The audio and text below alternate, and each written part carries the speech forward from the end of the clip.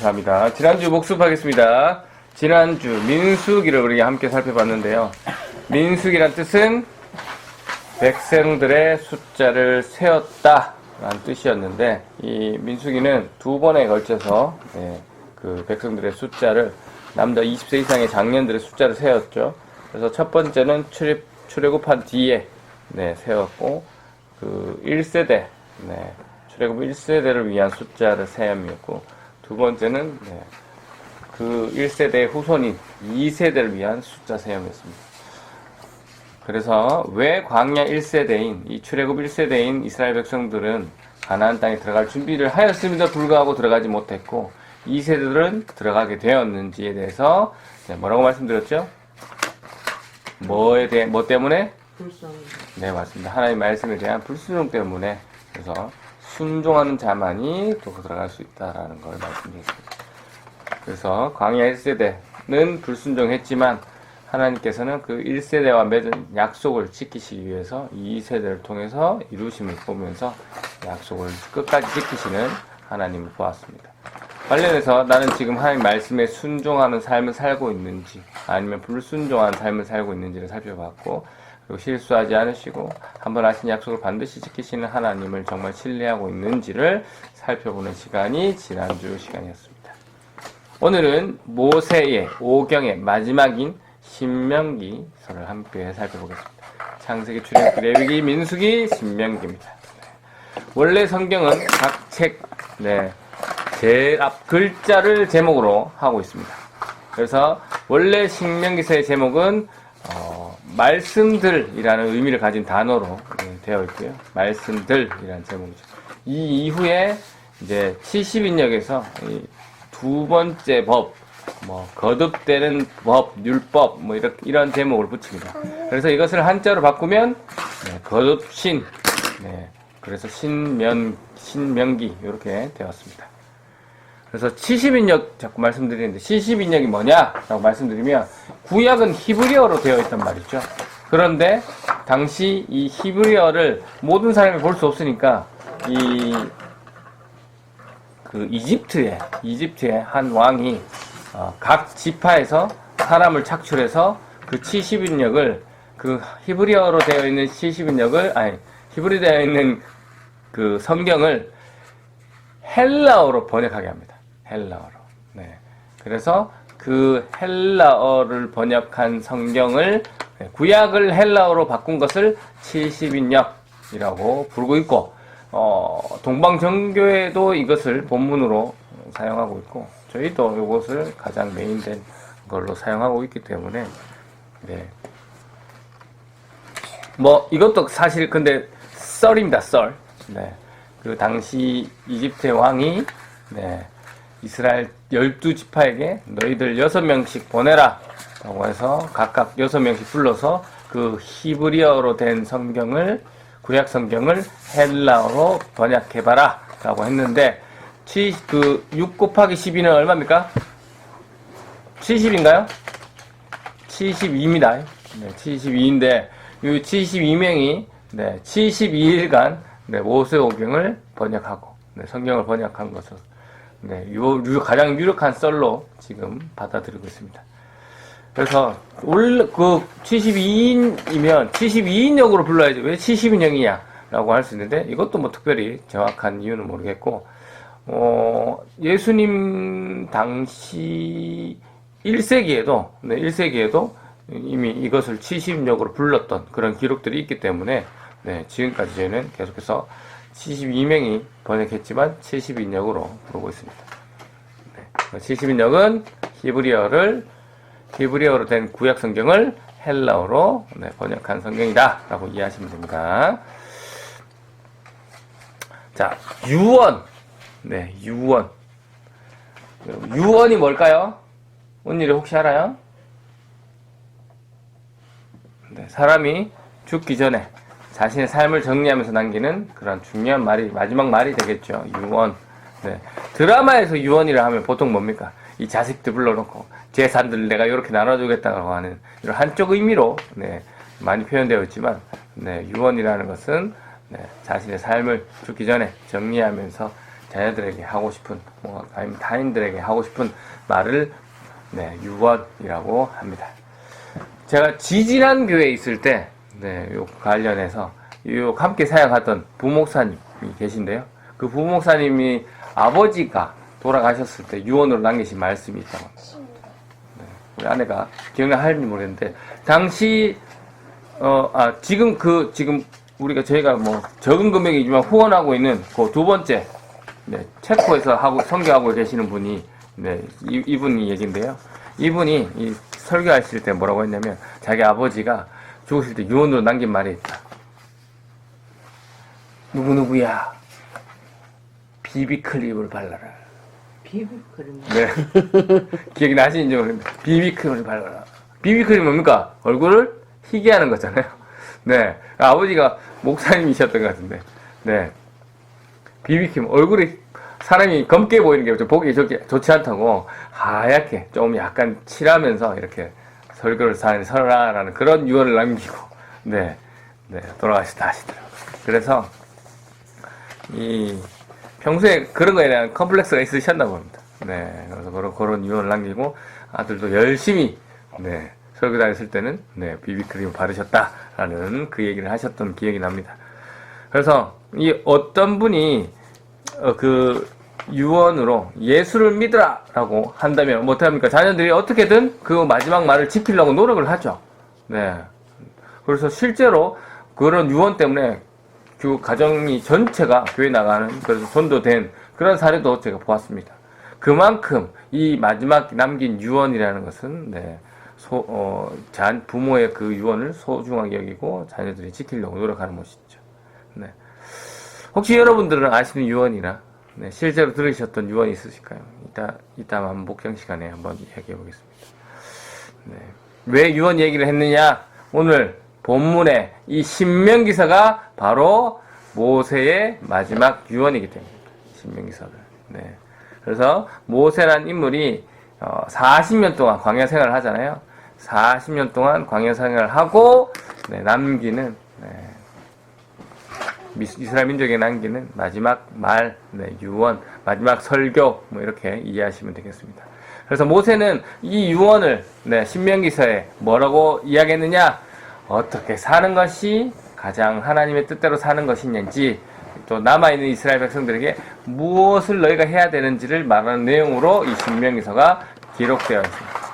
이 모세는, 출애굽기를 보시면 아시겠지만, 겁쟁이였죠. 말도 잘 못하던, 용기도 없던 그랬던 사람이었는데, 이렇게 우여곡절 끝에 하나님의 명령에 따라 순종을 하면서, 이스라엘을 애굽으로부터 해방시키고, 광야 시절, 그 40년이라는 시간을 리더자로서 함께 그들을 이끌고, 그 다음에 120세가 되어서, 하나님의 약속하신 가나안 땅, 이제 내가 120세, 나이도 찼고, 이제 하나님 땅에 들어간 준비와 기대를 하고 있는데, 하나님께서 모세에게 니는 광야 1세대 친구들과 함께 가나안 땅에 못 들어갈 것이다 라는 얘기를 딱 듣습니다.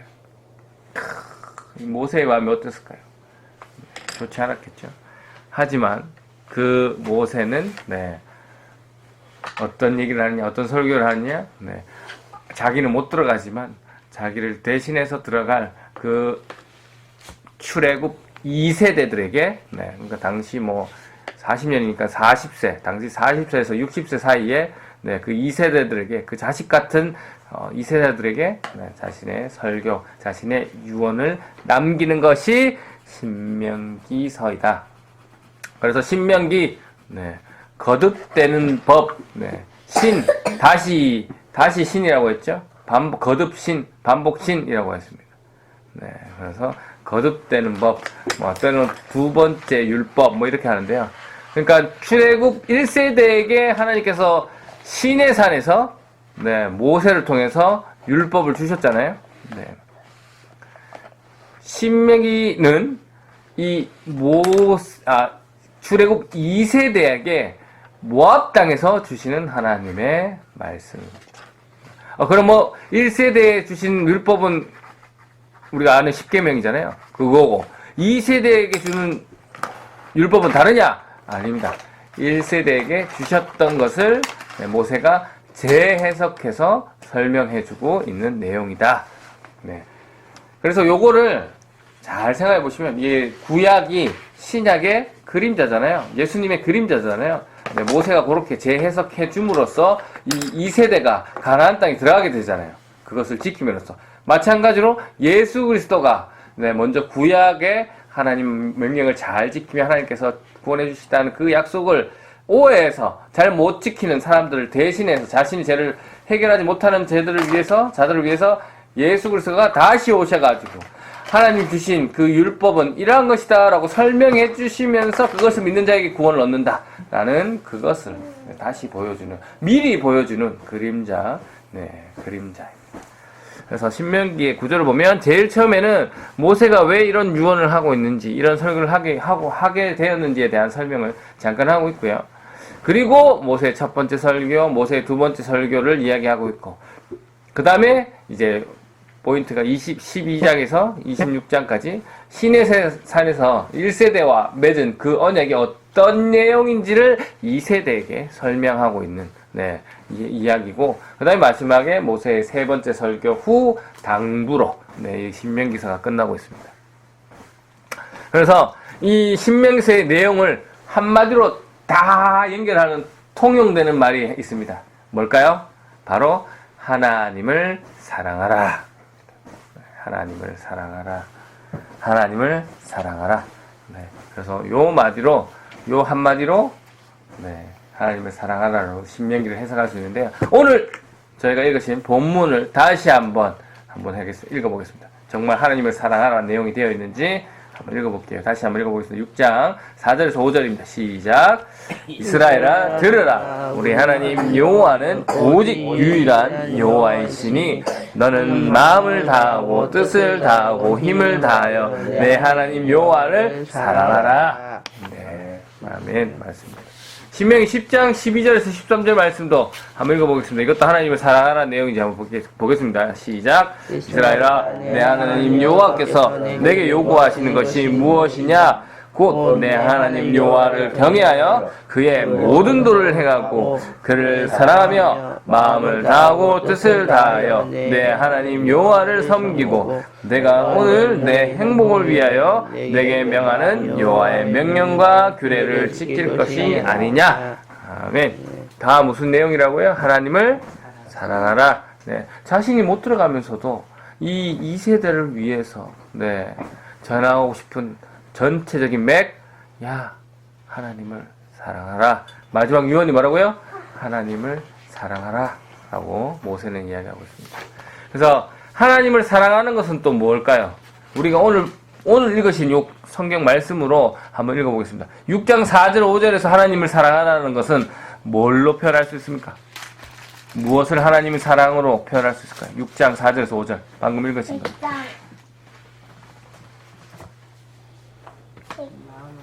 맞습니다. 마음을 다하고 뜻을 다하고 힘을 다하는 것을 하나님 사랑하다라고 생각하는 것입니다.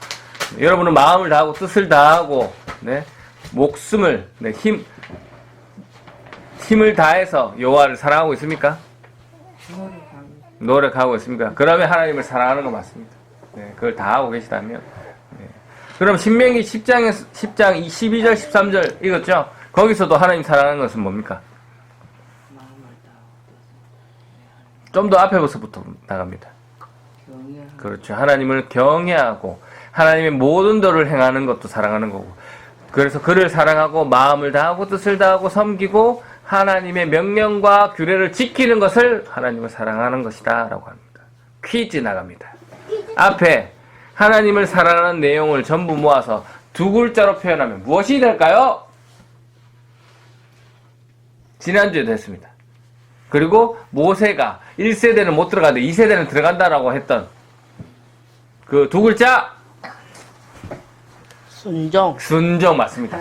하나님을 사랑하는 것을 두 글자로 표현하는 것이 바로 순종입니다. 순종. 이 두 단어는 사실 떨어질 수 없는 단어라고 생각하시면 됩니다. 하나님을 사랑하는 자라면 당연히 하나님 말씀에 순종하게 되는 것이죠. 네. 하나님의 말씀에 순종하라는 자를 하나님께서는 당연히 사랑하시게 되는 겁니다. 네. 이 질문 여러분에게 한번 던져보겠습니다. 여러분은 하나님을 사랑하고 계십니까? 예. 예. 한 분만 예 하시는 겁니까? 하나님 사랑하고 계십니까?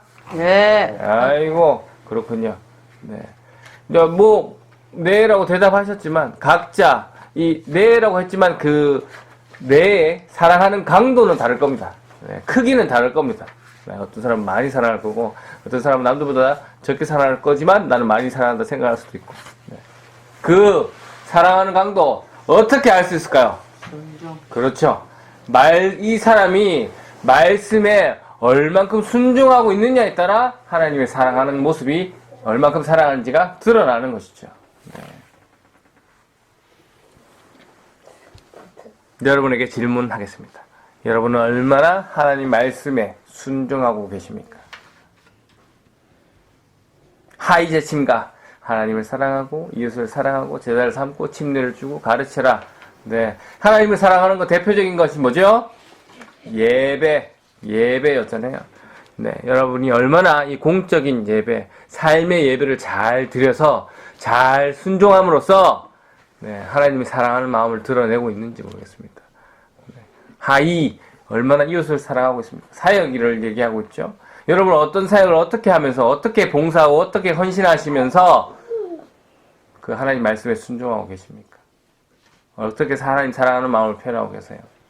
제자를 삼아라. 네, 사명이죠, 사명. 우리가 어떻게 전도하면서 네, 주어진 사명을 감당하고 있는지 네, 그것을 통해서 그 말씀에 순종하면서 네, 하나님 사랑을 표현하고 계신지 모르겠습니다. 삼위 하나님 이름으로 침례를 주라. 교제를 얘기하는 것이죠. 네, 하나님께 받은 은혜를 여러분은 어떻게 교제하며 나누고 있습니까? 하나님 말씀에 순종하고 계십니까? 그 순종함으로 내가 하나님의 사랑하는 것을 드러내셔야 됩니다. 가르치고 지켜 행하라. 네, 훈련을 말씀하고 있죠. 여러분은 지금 어떻게 훈련받고 있으며 네, 어떻게 훈련시키고 있으며 네, 혹시 하나님을 사랑한다라고 말을 하면서 하나님 말씀에 순종하고 있는 것은 순종하고 있지 않는 것은 아닌지 네, 살피시기 바랍니다. 네, 그것은 뭘로 안다고요? 나의 삶을 통해서 내가 정말 순종하고 있는지를 통해서 내가 하나님을 얼만큼 사랑하는지가 드러난다. 지금 내가 하고 있는 순종은 무엇입니까? 지금 내가 잘할 수 있는 순종은 또 무엇이 있을까요? 그리고 내가 할 수 없는 순종은 무엇일까요? 네.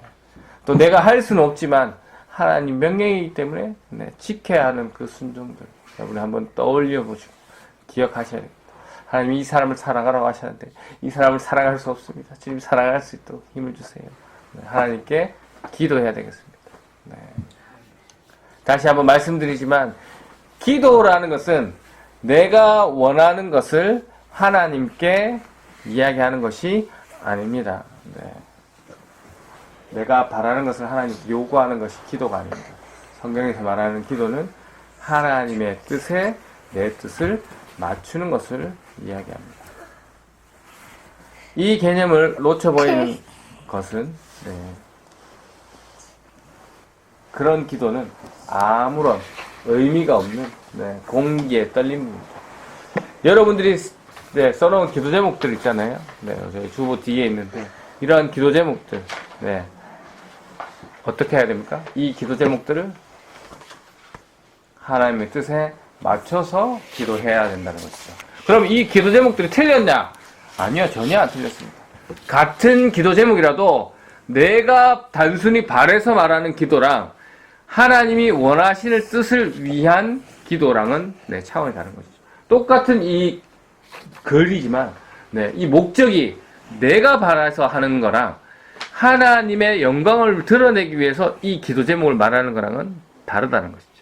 바라옵기는 우리 부산랩보치교회 우리 성도들은 큰 예배하면 좋죠. 큰 사명 감동하면 좋습니다. 큰 사역, 큰 훈련하면 좋겠죠. 네.